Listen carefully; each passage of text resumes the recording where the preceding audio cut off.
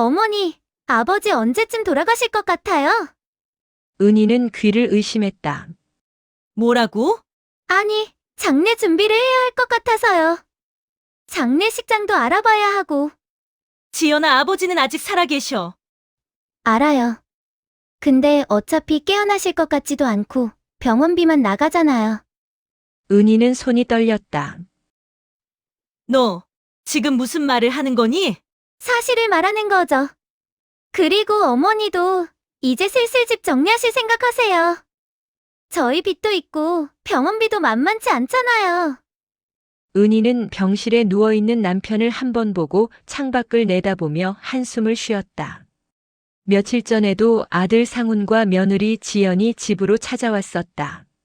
남편이 병실에 입원한 지 한 달이 지났을 즈음이었다. 엄마, 그 큰 집에서 혼자 사시면 불편하시잖아요.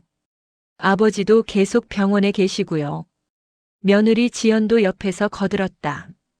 하지만 그녀의 눈빛은 차갑고 계산적이었다. 맞아요, 어머니. 요즘 혼자 사시는 어르신들 사고도 많이 나고 저희도 걱정돼요. 은희는 두 사람의 눈빛을 읽을 수 있었다. 걱정이 아니라 기대였다. 이 집을 팔면 얼마나 나올지, 그 돈으로 무엇을 할 수 있을지. 은희는 찻잔을 들며 조용히 말했다. 고맙긴 한데 엄마는 여기서 계속 살고 싶구나. 그 순간 지연의 얼굴에 스쳐 지나간 짜증의 빛. 은희는 그걸 놓치지 않았다. 5년 전 은희와 병철은 아들 부부에게 강남 아파트를 사줬다. 두 노부부가 평생 모은 돈 7억 원. 그중 5억을 아들 부부 집 마련에 썼다. 이제 우리 상훈이도 가정 꾸렸으니 제대로 된 집에서 살아야지.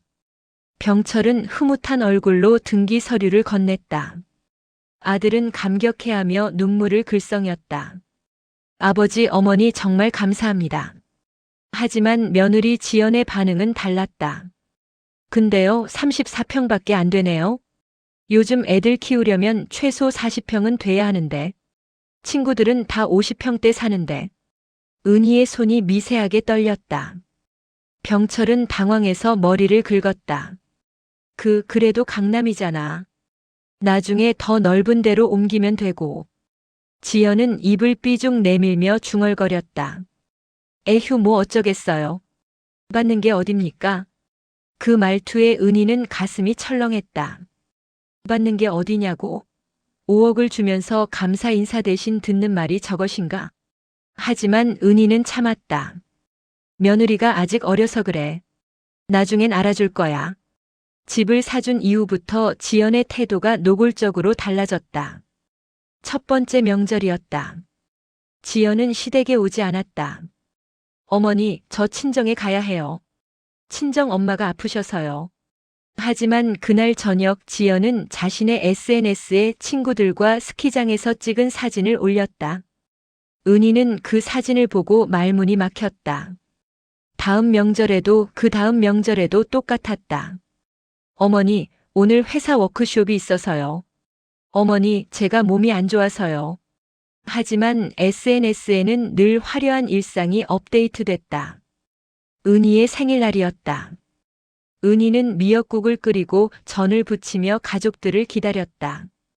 8시가 됐다. 아무도 오지 않았다. 9시가 됐다. 전화도 없었다. 10시에 아들에게서 문자가 왔다. 엄마 죄송해요. 지연이가 갑자기 몸이 안 좋대요. 다음에 뵐게요. 은희는 혼자 상을 치우며 눈물을 흘렸다. 하지만 다음 날 지연의 SNS에는 고급 레스토랑에서 친구들과 생일 파티를 하는 사진이 올라왔다.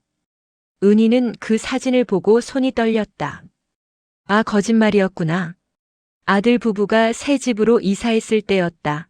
은희와 병철은 냉장고를 사줬다. 지연은 냉장고를 보더니 비웃듯 말했다. 어머니, 요즘 누가 이런 거 써요? 완전 촌스러운데. LG 오브제 컬렉션으로 바꿔주실 수 있으세요? 은희는 말문이 막혔다. 병철이 황급히 말했다. 아, 그래. 그럼 바꿔줄게. 당연히 바꿔주셔야죠. 저희 친구들 오는데 이런 거 놔두면 창피해요. 집에 돌아온 은희는 병철에게 울먹였다. 여보, 우리가 뭘 잘못한 걸까요?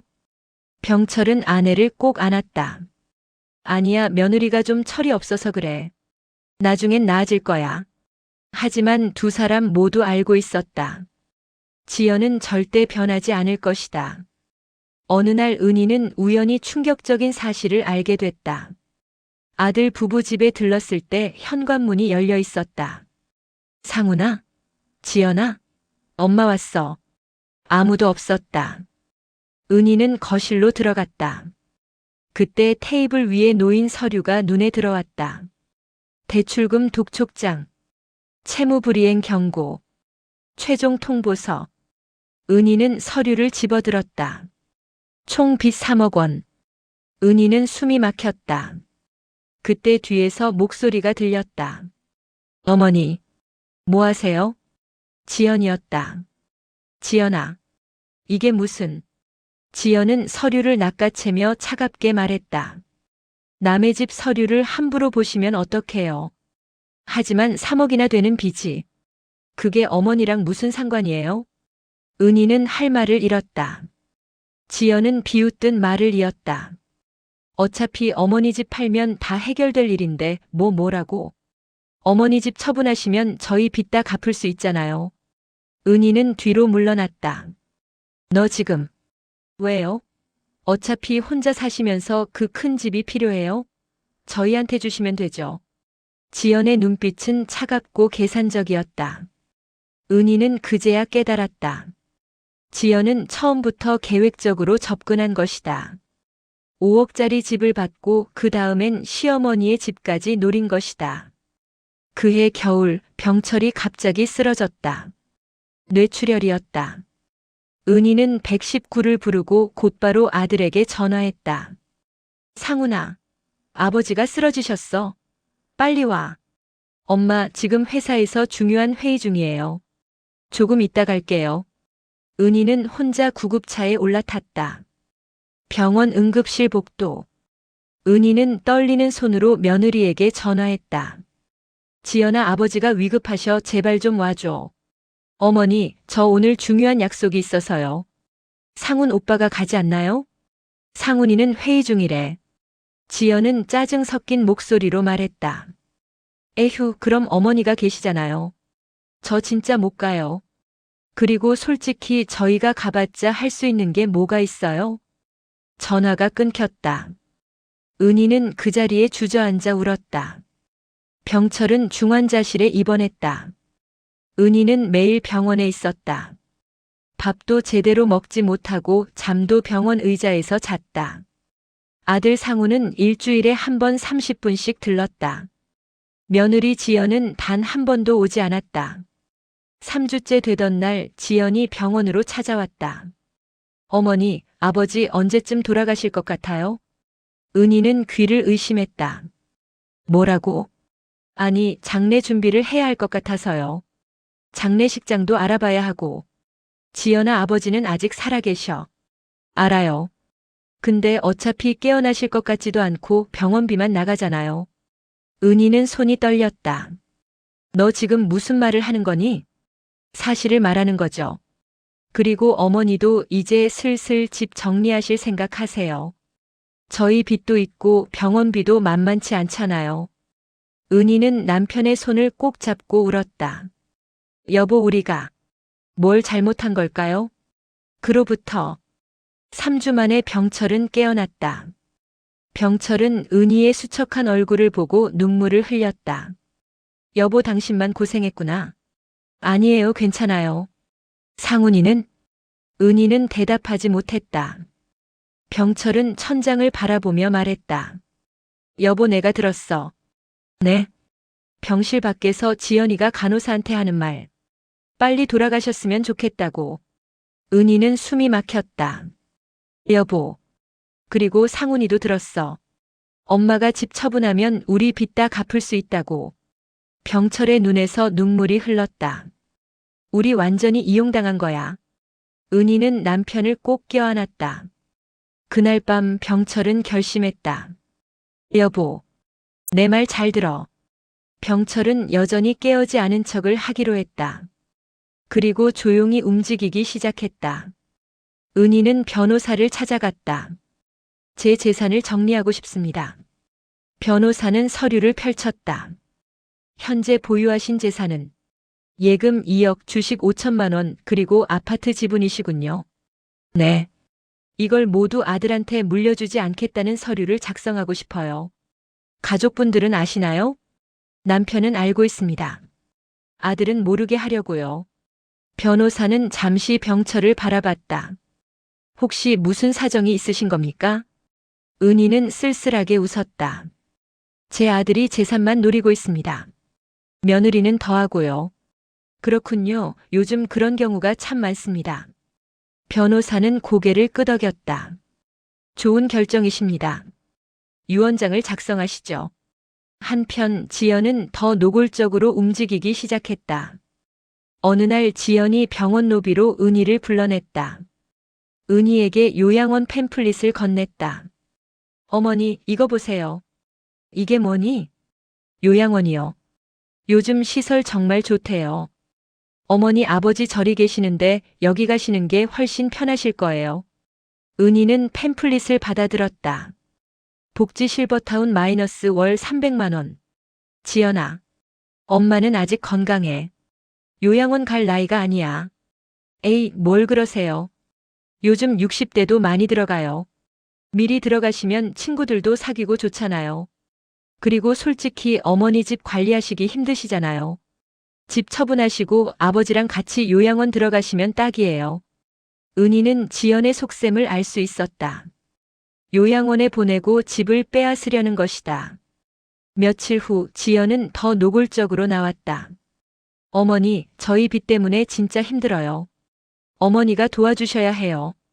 지연아, 그건 너희가 만든 빚이잖니. 그래도 저희가 어머니 아들 부부인데 당연히 도와주셔야죠. 엄마는 이미 5억을 줬어. 지연은 비웃었다. 5억이요? 그게 언제 얘긴데요? 지금 집값 얼마나 올랐는지 아세요? 어머니 집 팔면 20억은 나올 텐데. 그거 어머니 혼자 쓰시게요? 저희한테 좀 나눠주셔야죠. 은희는 손이 떨렸다. 나눠주다니 이건 엄마 집이야. 에휴, 그러니까 꼰대라는 소리 듣죠. 요즘은 부모가 자식 돕는 게 당연한 거예요. 아무튼 생각할 것도 없어요. 지금 좀 바빠서 다시 올게요. 지연은 일방적으로 말만 하고 가버렸다. 은희는 그 자리에 주저앉았다. 그동안 병철은 몰래 지연과 상훈의 대화를 녹음했다. 여전히 병철이 깨어난 줄 모르고 있던 지연과 상훈은 병실에서 거리낌 없이 재산에 관한 이야기들을 해댔다. 병철은 베개 밑에 녹음기를 숨겨두었다. 오빠 아버지 언제까지 버틸 것 같아? 모르지 의사 말로는 언제든 갈 수 있대. 빨리 갔으면 좋겠다. 그래야 집 처분하고 우리 빚 갚지. 근데 엄마가 집 안 팔겠다는데. 요양원 보내면 되잖아. 치매 걸렸다고 하면 법적으로 우리가 재산 관리할 수 있어. 그게 가능해? 당연하지, 내가 알아봤어. 후견인 신청하면 돼. 그럼 우리 마음대로 할 수 있어. 근데 그게 좀 심한 거 아냐? 뭐가 심해? 우리 빚 3억인데. 이러다 우리 인생 망하는 거 아냐?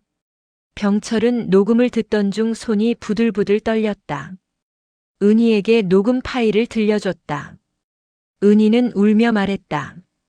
여보, 우리 아들이 정말 저런 애였어요? 병철은 아내를 꼭 안았다. 이제 우리가 살아야 해. 저 애들한테 당하지 말고. 둘은 가슴이 찢어지는 것 같았다.